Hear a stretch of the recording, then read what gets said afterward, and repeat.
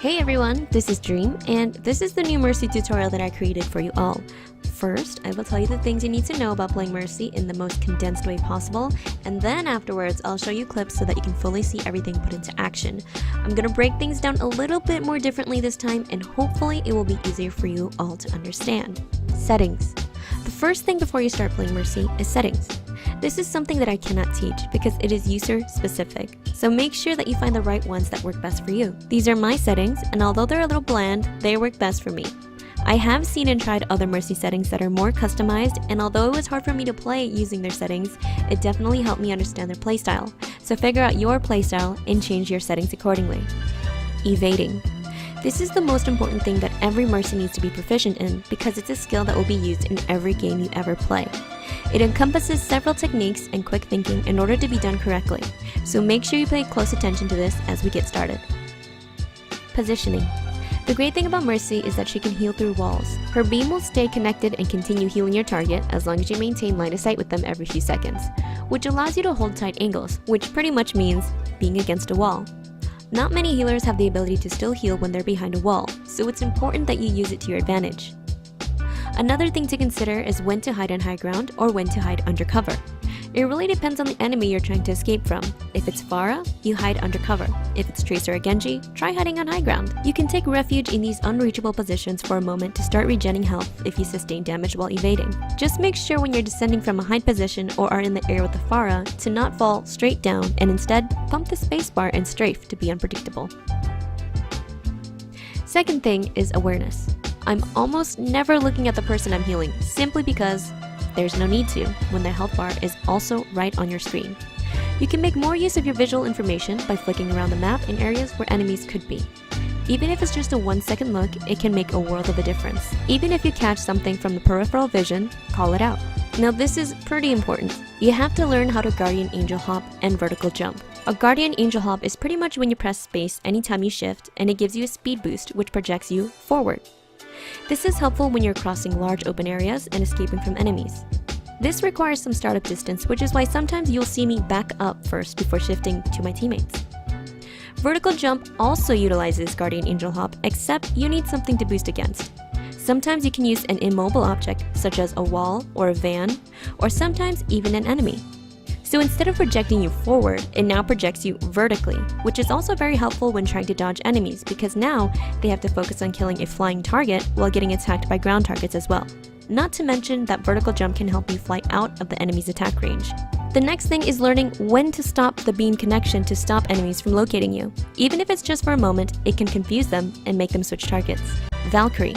After nerfs, Mercy now moves a little slower while in ult and can no longer insta-res. But even then, Valk is still useful under certain circumstances. While this ult can no longer counter offensive ults, it can counter defensive ults or help sustain the team during a push or defense. Valk is more of a way to keep yourself alive while still performing the same tasks as you would without Valk, except now your mobility has greatly increased. Guardian Angel Hop still works while in Valk, so make sure you use that for speed boost to help you evade.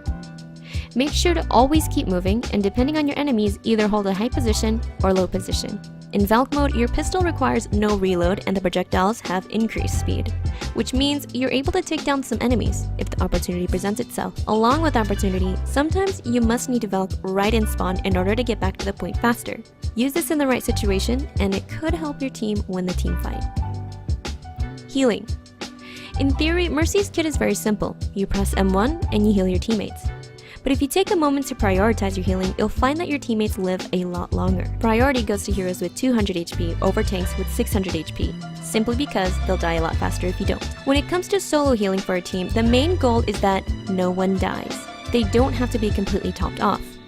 As long as they're not critical and not dead, the team fight will be successful. This is when settings come to play as well. I have Beam Prefers Target on so that while I'm flying towards my target, I can fly backwards, looking behind me and healing anyone during my flight.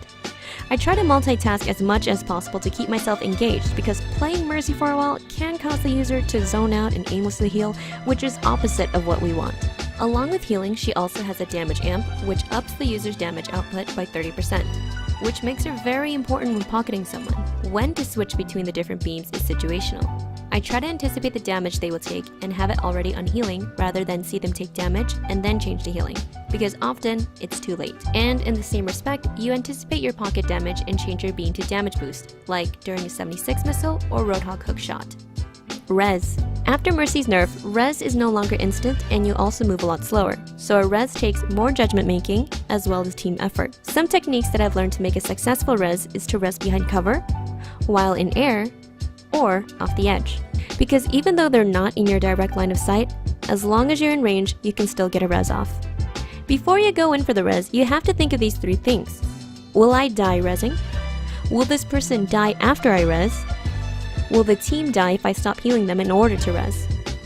If all these answers are no, then it's safe to go in for the res. But also be conscious of why you need to res this person. Will this person change the game in any way if brought back?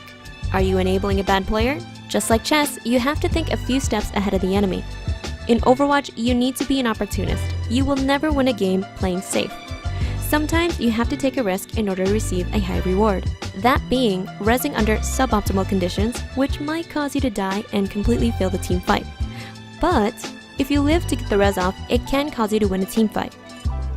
It is also important to take into consideration if it's better to just not res and to reset as a team rather than res and serve as ult charge to the enemy team, causing you to stagger. Sometimes it's better to not res and have them return on their own if the spawn is nearby or if they have high mobility. Depending on the situation, you being alive and healing your team can cause you to win the team fight. There has been times where I made the mistake of resing someone and my entire team dying during the time I stopped healing to res.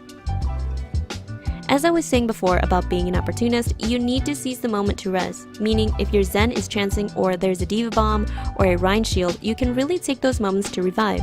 Anything that scares the enemy team from focusing on you is when you go in for the res. Because of decreased speed while resing, it is important that you don't stand completely still. Instead, try strafing, which means moving side to side, and if you want to be even more stylish, you can also spin while strafing to make you harder to hit. Pistol. Although primarily you should be healing your teammates, you should never turn down the chance to take your pistol out for a kill.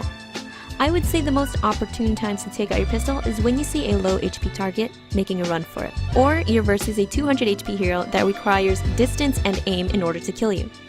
If you move correctly by strafing, crouching, or AD spamming to make it harder to hit you, you will most likely survive long enough to kill the enemy. Just make sure that when you're switching to your pistol, to let your team know so that they can either help you or play safe knowing that there will not be heals for a moment. Make sure you always use your melee attack when you're close enough to the enemy because it takes no aim and also does 10 more damage than your pistol. Communication. You will never be a good Mercy unless you use your mic. Don't think that your team will not listen to you because you're just a Mercy player. Only selfish, close-minded people will think that way. If you think about all the games you've ever played, what makes a player stand out from the rest, making them better than a regular random person that you're put in a team with? It's the ones that talk and communicate information. Remember that this is a team game and communication is key.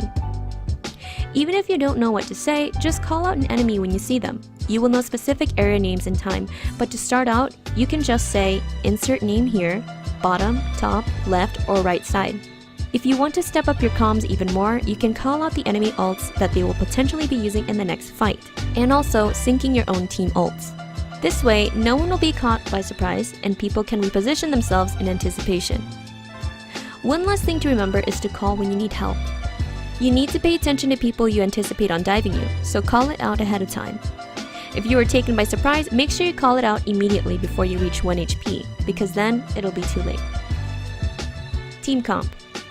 Although this is a Mercy tutorial, you also need to know when it's a good time to pick Mercy and when it's not a good time.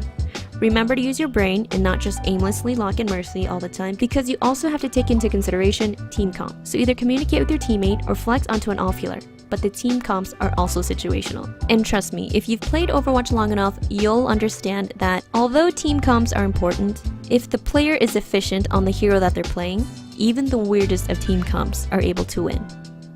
Remember, it's okay to make mistakes. Everyone makes them, and even I do. And also, it's okay to lose games. You'll always learn more from losing than you ever will from winning. Alright, now it's time to show you guys the clips of what I'm talking about. We're gonna go through each of the topics that we talked about, and I created 2 separate markers that you guys need to pay close attention to while watching this. The red circle represents where I'm looking at and what I'm focusing on, and the blue circle is my judgment call on why I'm doing what I'm gonna be doing next. So make sure you guys pay close attention to those, and make sure to rewatch it over again if there was something that you missed. Work it, make it, do it, make sense. Harder, better, faster, stronger. More than power, power, never. Ever after work is over. Harder, better, faster, stronger. Work it harder, make it better, do it faster, makes us stronger. More than ever. Power after hour, work is never over. Work it harder, make it better, do it faster, makes us stronger. More than ever. Hour after hour, work is never over. Work it harder, make it better, do it faster, makes us stronger. More than ever. Hour after hour, work is never over. Work it harder, make it better, do it faster, makes us stronger. More than ever. Hour after